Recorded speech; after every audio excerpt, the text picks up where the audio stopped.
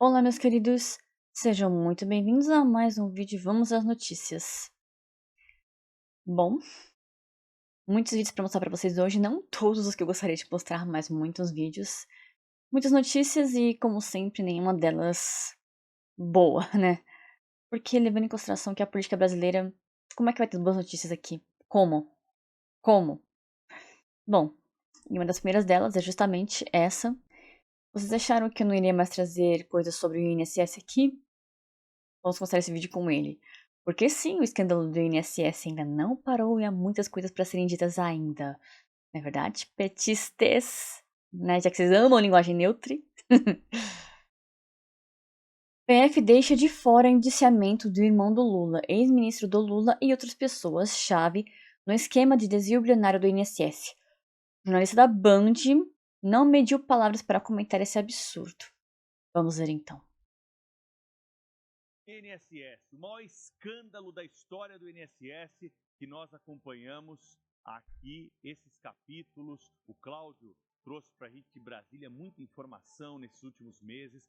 Nós ficamos aqui nesse assunto e não vamos esquecer até o fim. Ontem teve uma novidade.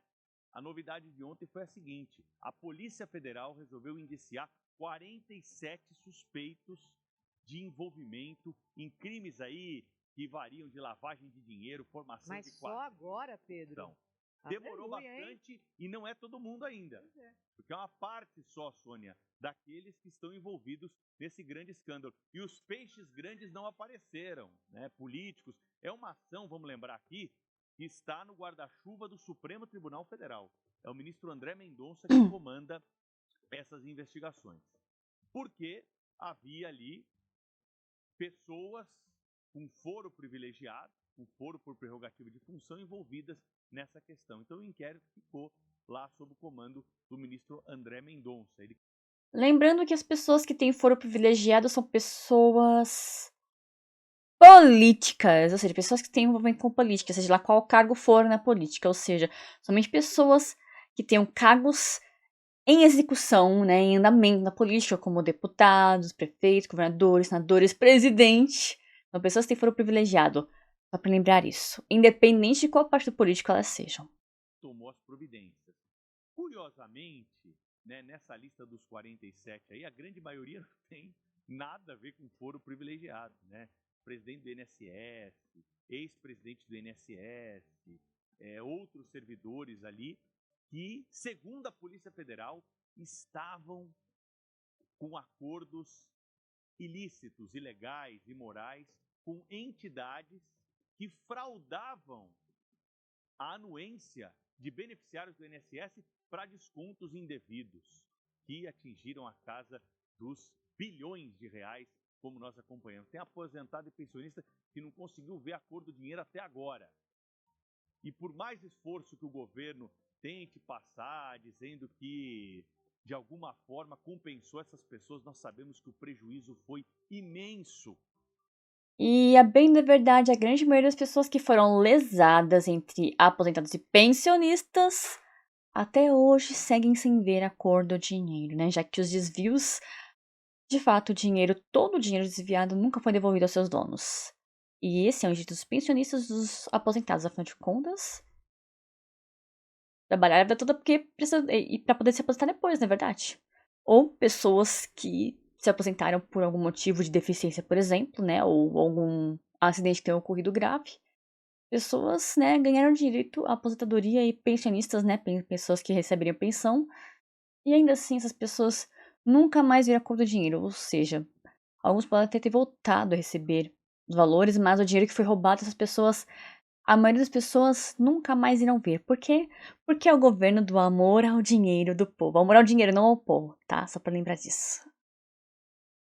Para gente que ganha um salário mínimo na sua grande maioria e tinha ali 30, 40 reais sendo descontado a cada mês. Ou seja, é uma investigação tardia, que não está dando resposta. A gente nem sabe se a Procuradoria-Geral da República vai, quando vai denunciar, quem vai denunciar. Cadê o ministro da época? Ministro Carlos Lupe, que comandava tudo isso e não sabia de nada. Por ação ou omissão, ele precisa estar envolvido nessa investigação. O irmão do presidente da República, o Frei Chico, era vice-presidente de uma das entidades envolvidas nesse escândalo. Nem chamado na CPMI ele foi. E os petistas assim, ó. Boca fechada. Fechada. Inclusive, quando eu postei os primeiros vídeos sobre o INSS, eu não vi nenhum petista vindo me xingar nem reclamar. Eu não vi um único petista. Inclusive, quando eu postei os vídeos mostrando que o irmão do Lula não ia nem ser investigado, os petistas magicamente sumiram do meu canal. Que incrível isso, não? Que incrível. Por que será? E agora não está relacionado ainda nesta parte da investigação, segundo a Polícia Federal. A Polícia Federal vai perdendo credibilidade quando não apresenta ali uma conclusão, e convenhamos que nesse caso aqui não precisava de muita investigação, você tem ali elementos sólidos, você tem prova, é só pegar a folha de pagamento do INSS, pegar o depoimento desses aposentados, desses pensionistas que foram tungados na cara dura por essas entidades picaretas e ver a conclusão que a CPMI teve a respeito desse assunto. Essa foi uma CPMI que conseguiu caminhar de uma certa forma, conseguiu botar o dedo ali na ferida.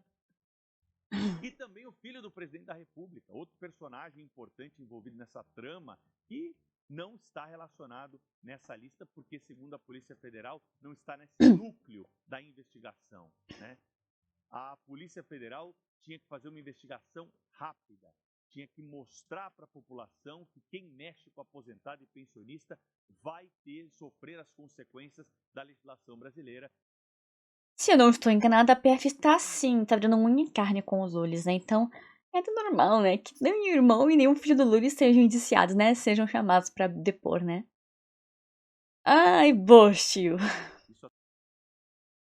Prefeito Heraldo Davi Sonda, nossa, que nomezinho complicado, da Bahia, ameaça demitir funcionários se eles não votarem em Jerônimo Rodrigues. Nossa, quanto amor pelos funcionários. A reeleição do governador geral. Essa é a ideia e essa é a convicção que nós dois temos. Então nós queremos deixar bem claro para a população de Água Quente. Aquele que não tiver a fim de fazer parte desse time, pede para sair logo agora. Porque a hora é agora. Para não me dar sequer a decepção de ter que mandá-los embora. Ou seja, ou vocês ajudam na minha campanha, ou estão demitidos. Tá bom pra vocês, baianos? Acho que sim, né? De contas, a Bahia tem há anos e anos e anos governo, prefeitura e deputados e senadores petistas, ou de esquerda ou de centro-esquerda, né? Sempre. Porque aqui só tem um técnico, Heraldo Davidson. Ou joga de acordo com o time que a gente escala, ou não faz parte do time. Viaduto que Lula gastou 52 milhões para construir desaba. Vou até tirar a musiquinha aqui.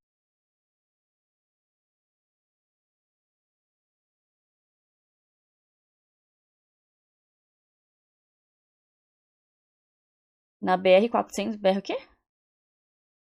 BR-470. Viaduto B cai na BR-470. Vídeo de gravados por moradores, tá? Todos os vídeos de moradores.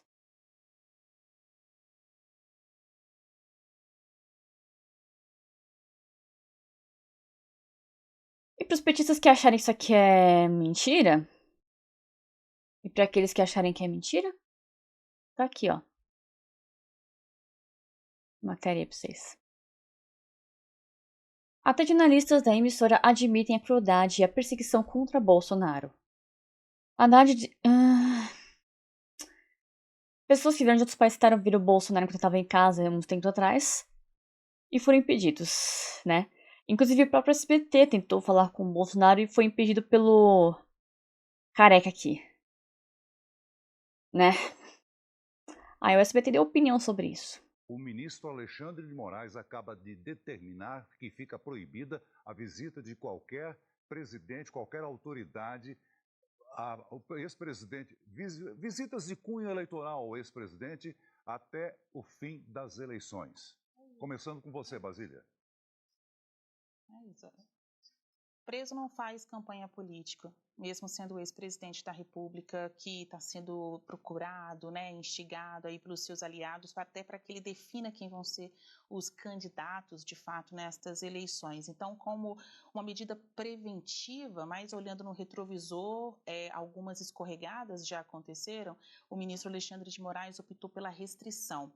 Esta decisão acolhe também uma opinião da Procuradoria-Geral da República que, no atual momento, viu que não seria proporcional acabar com a prisão domiciliar de Jair Bolsonaro porque o filho divulgou uma carta para ele, mas colocou aí um ponto de atenção.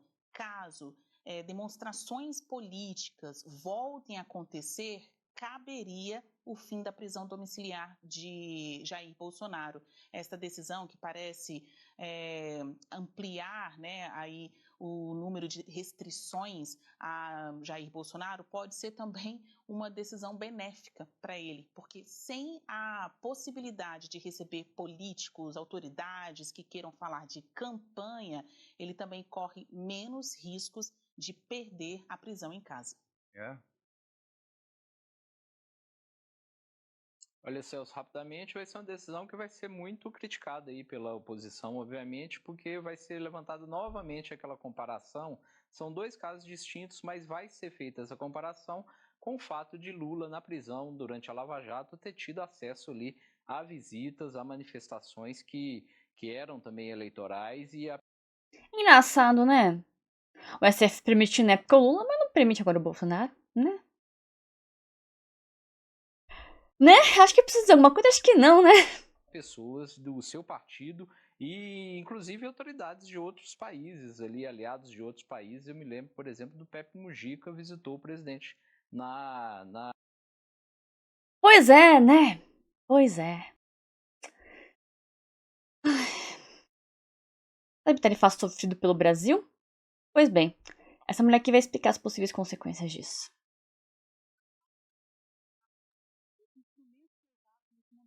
Porque especialistas dentro do governo também, os integrantes do governo, dizem que seria dobrar a porta. É perigoso nesse momento. Qual é a sua avaliação, por favor? A minha avaliação concorda com isso. Os colegas já falaram anteriormente. Né? O Brasil, a capacidade do Brasil de receber a conta dos Estados Unidos é muito pequena. Né? Quem é o país que tem capacidade de retaliação é a China, recebe primeiro o retaliou, mas depois entraram todos na negociação. Ou seja, ela tá dizendo assim, o Brasil é uma formiguinha. O único que tinha tamanho econômico para poder retaliar os Estados Unidos era a China, e mesmo assim, depois acabaram recuando. Mas o Brasil acha que tem o tamanho de elefante, quando na verdade tem o tamanho de uma forminha, né? Porque, como a gente diz por aí, né? O Lula é um baixinho internacional. Aliás, uma formiguinha, na verdade, né?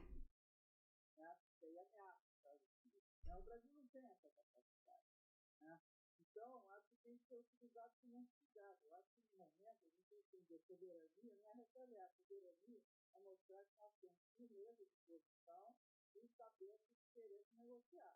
Né? Colocar os limites, que tem coisas que foram colocadas na questão 320, certamente são inegociáveis. Né? O Brasil não vai negociar, no caso do executivo, daquelas questões, é focar no que é possível ser negociado e tentar chegar a algum acordo. É importante muita pressão dos setores domésticos. Palavras do Lalau. Saúde é para quem pode pagar, quem não pode pagar, que morra no esquecimento, na negligência do Estado brasileiro. E para vocês que estão dizendo que ele não falou isso, faço questão de mostrar os vídeos com as palavras dele mesmo. Quando eu cortei esse dedo, eu fiquei mais de 4 horas esperando que o médico que tinha que estar de plantão, mas não estava de plantão, viesse tratar do meu dedo. Então eu sei como é que o pobre é tratado, como o rico é tratado, porque ainda prevalece na área da saúde o poder do dinheiro. A saúde é para quem pode pagar. Quem não pode pagar, que morra no esquecimento e na negligência do Estado brasileiro. Pois é, vocês ouviram, né? Não fui eu que inventei isso. Lula, não fique vacilando com o seu celular. Se você não cuidar e nós agirmos, Vamos viver sem roubo. Ou seja, basicamente ele tá falando assim pra população ao redor do Brasil viver com medo de celular na mão, né? Tipo assim, ele não tá falando assim, vamos combater efetivamente e com certeza com clareza os bandidos. Ele tá falando assim, ó, não ande celular na mão porque assim você não corre de ser roubado. São os filhinhos dele, né? São os filhinhas dele, né? Ai, ai, ai. Basicamente, ou seja, se você for roubado, a culpa é sua, né? Não é do ladrão que deveria estar na cadeia. Ai. Então é importante você saber que alguém que vê você desprevenido numa rua, numa praça, sabe, olhando para o céu com o celular, você está correndo risco. Porque não é só o aparelho que ele quer roubar as suas informações, ele quer roubar a sua conta bancária. Então, a hora que você tiver que falar, olhe bem do seu lado, vê se tem alguém perto de você. Veja se tem alguém andando de bicicleta perto de você, fazendo pirueta na bicicleta, porque você pode ser assaltado. Eu já vi muitas pessoas sendo assaltadas no centro de São Paulo, alguém passando de bicicleta e passa e rouba o telefone. Então é importante que a gente quer punir quem rouba, a gente quer punir quem vende, a gente quer punir o crime organizado. Ah, não querem não, porque se quisesse a justiça em qualquer parte desse país não mandava soltar os bandidos. Se vocês quisessem a justiça em nenhuma parte desse país mandava soltar os bandidos. Nenhuma. Eu que já trouxe de vídeos aqui, matérias, mostrando que a justiça que sempre solta, porque a polícia prende e a justiça solta. O que eu já trouxe de vídeos e matérias aqui não tá escrito. Aliás, não é só no meu canal. O que tem de matérias e sites por aí afora, de jornais pequenos e jornais grandes, mostrando que a polícia prende o bandido e a justiça vai lá e solta em qualquer parte desse país. Qualquer. Por quê? Porque as leis nesse país são uma merda, tá? Sabe aquele emoji que sai, aquele coisa marrom que sai pela bunda? Pois é, isso é o que define a justiça ao redor do Brasil. Porque a polícia vai lá e prende a justiça brasileira, né? Que é pautada, inclusive, na porcaria que são as leis brasileiras. Vai lá e manda soltar. Ou seja, basicamente, não tá dizendo que você é o culpado. Ao invés de o Estado ser eficiente em mandar dinheiro e mudar as porcarias das leis, não, é você que é o culpado por ser assaltado. Não é o Estado brasileiro, a justiça que deveria...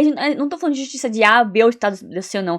Porque só são colocados lá os juízes que mandam soltar por pessoas lá muito mais acima de juízes. E as pessoas que estão acima de juízes não é um prefeito, um governador, um senador, um deputado, não. Até porque a gente sabe muito bem que um juiz só vai mandar prender ou soltar um bandido por causa das leis. E as leis do nosso país, se eu te perguntar uma coisa, as leis do nosso país são mais boazinhas ou mais más com bandidos? Hein? Se você for pedir se assistir esse vídeo até aqui, eu vou te perguntar. As leis do Brasil, elas são mais favoráveis ou mais são, assim, mais contra os bandidos do Brasil? Me responde. Duvido você dizer que elas são contra. Duvido. Eu duvido. Duvido. Veja como os chineses da BYD tratam funcionários na Bahia. Sabe a BYD, né, que faz carros aqui no Brasil? Pois é, ela tem dono chinês, os trabalhadores de alta escala que estão lá são chineses e os trabalhadores escravos que estão lá são baianos. Ah, mas por que isso vai estranhar, né, pra mim, já que afinal de contas a Bahia mesmo tem prefeitos, governadores, deputados, senadores, tudo de esquerda ou do PT. Por que isso vai me impressionar? Porque não impressiona. Lembrando que o Lula lambe as botas, né, do líder chinês, né, o Xi Jinping, esse nome é Xi Jinping. Ele lambe as botas do Xi Jinping. Mas é isso que os petistas aplaudem, esse tratamento dado aos baianos que trabalham para YD, que é trabalho escravo, inclusive, tá? Os líderes do chinês trabalham assim, ó. Um chinês trabalhando e outro com colete na mão aqui, ó.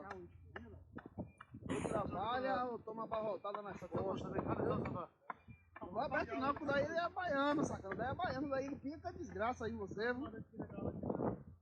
Não vai aberto desse aí não, porque esse aí fica com satanás aí, ó. Daí é baiano brabo aí, ó, viu? Ou trabalha ou então o sarrafo canta, viu? Tô bem? Tô bem? Ou trabalha ou o sarrafo canta, hein? Esse cara aqui é chinês, tá?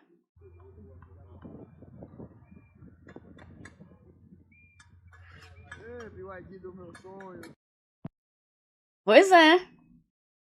É o trabalho dos sonhos, né? Porque eu já vi tantos esquerdistas, né? Lambedores de botas do PT falando que a China é um exemplo. É, tá aí.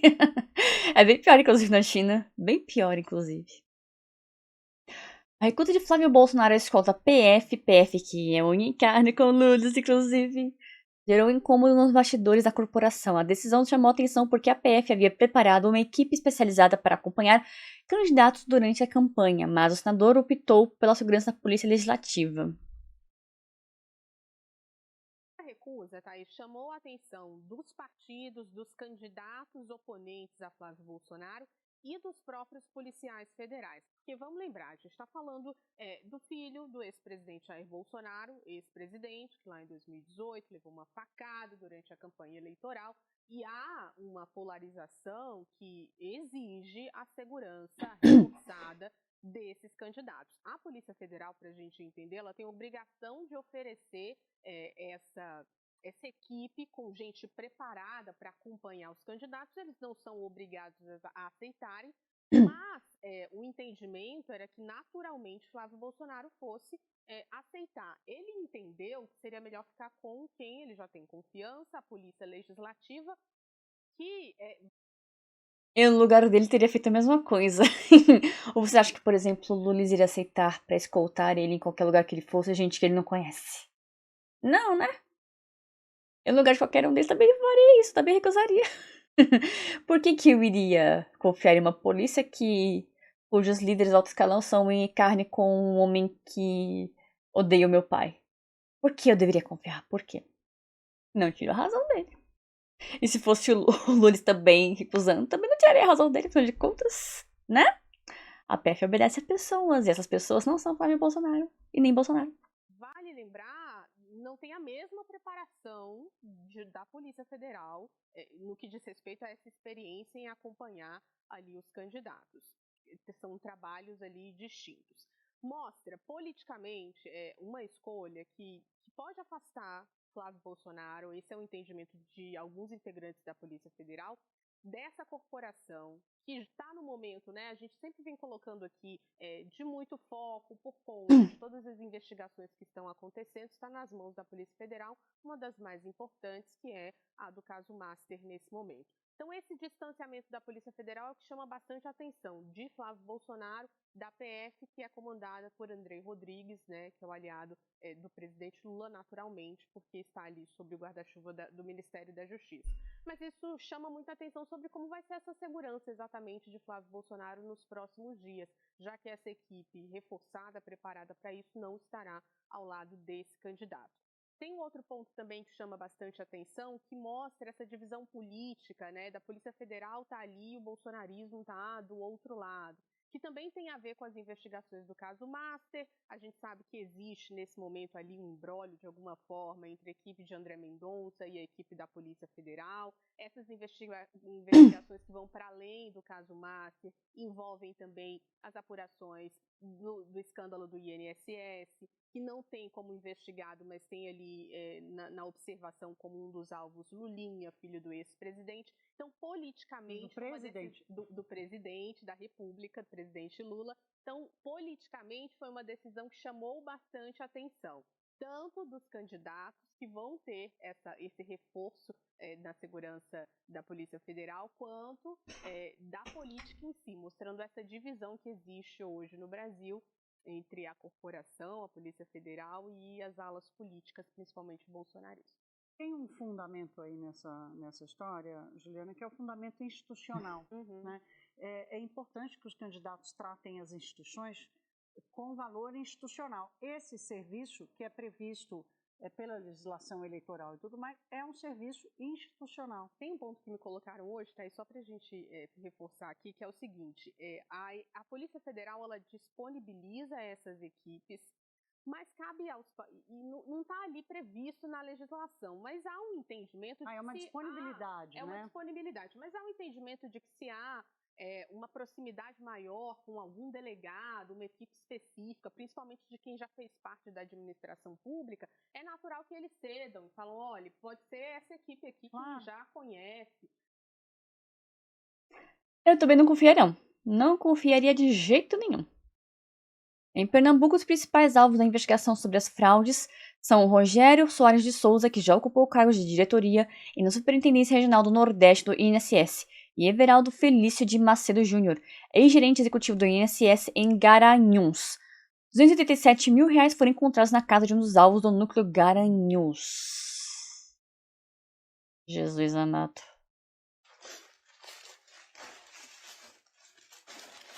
PF acha pilhas de dinheiro dentro de sacos de lixo em casa de um servidor do INSS em Garanhuns.